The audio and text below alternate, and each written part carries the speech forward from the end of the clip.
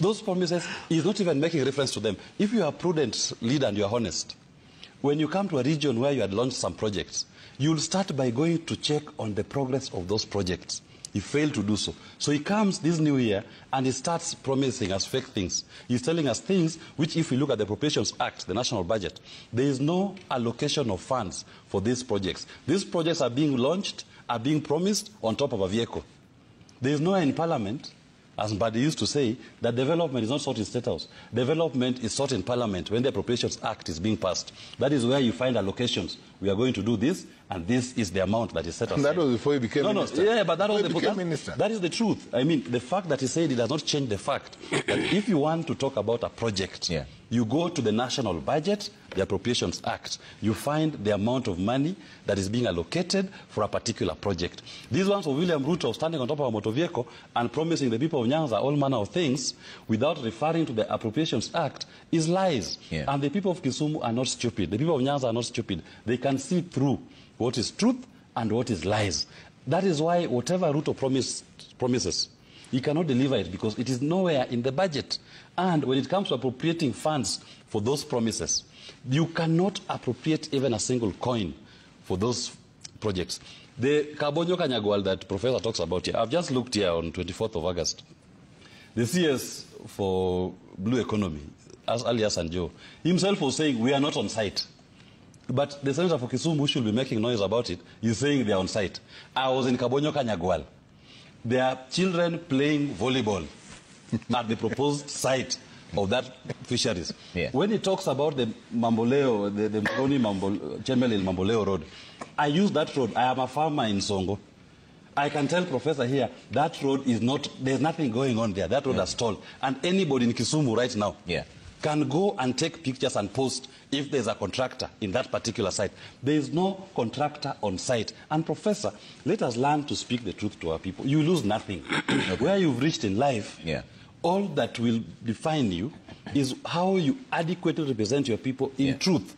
Speak ye the truth, and the truth shall set you free. Not my words, but from the gospel of Jesus, according to Mark. Joe, you had mentioned something. In this video, you have seen clearly like it's very hard to defend lies. It's very hard to defend lies because with time you'll be caught up with them. That's what has just happened. This video, you have seen this professor who was really embarrassed very badly for trying to insinuate facts which are not accountable, facts which cannot be defended, facts which have no evidence. For example, Mr. Lawyer Willis Otieno went ahead and says that the reason why RUTO projects cannot be accountable is because he promises fake lies, because development is not sought in State House but is Parliament through the Appropriation Act. That's how development and the start of new project is appropriated for. That's how they are insinuated. That's how they are budgeted for. Not on top of the vehicle where the president comes and just throws random fact and starts project which he cannot fund, which is cannot continue, because as Lawyer Willis claims that if the president was indeed a truthful man, then he could be inspecting project which he started whenever he visits a region, not going to start new ones which he cannot account for. And then he goes ahead to say that tumeleta maendeleo gani.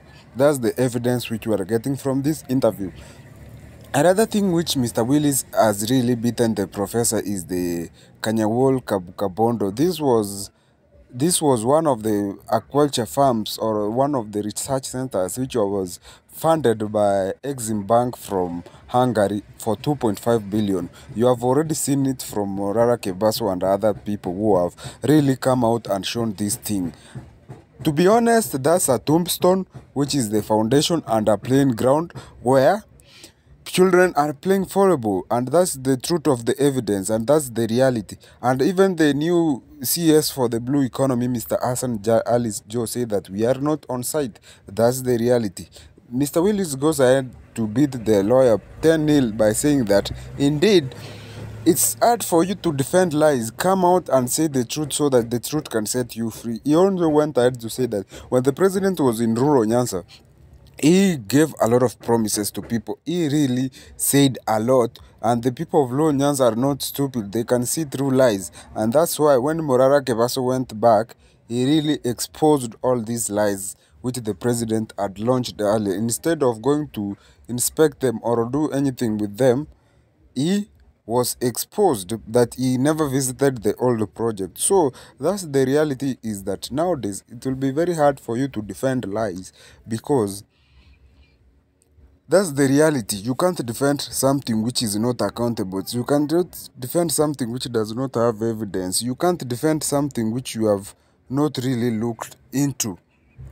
Instead of going out there and trying to defend the president who does not deserve to be defended, because the facts speak for themselves. Right now, it's very clear that the president really has been lying, because there is project which he wanted to start has been exposed for the longest time. The likes of Morara Kebasa and his students, and we are seen across the country. So even the Chemili Road, which Mr. Willis has said, he even challenged his fellow panelists to go down to the ground and do something so that we can confirm.